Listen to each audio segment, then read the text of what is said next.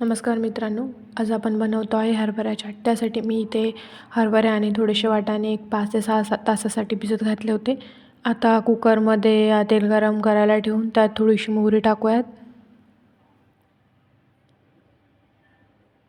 थोडंसं जिरं,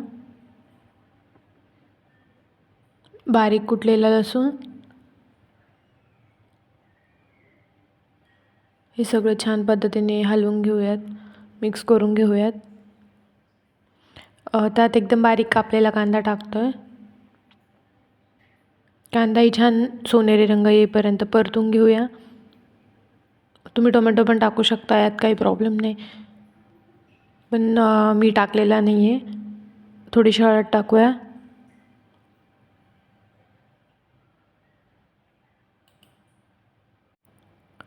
थोडंसं काळा मसाला टाकून, थोडंसं लाल तिखट टाकून छानपैकी याला परतून घेऊया.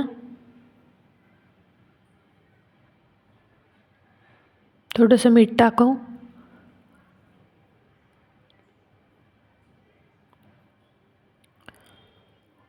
मसाला मिरची थोडं तळलं की त्यात आपण भिजवलेले हरभरे 2 ते 3 पाण्याने स्वच्छ धुवून घेऊ आणि त्यात टाकून देऊयात. 1-2 मिनटं छान परतून घेऊया.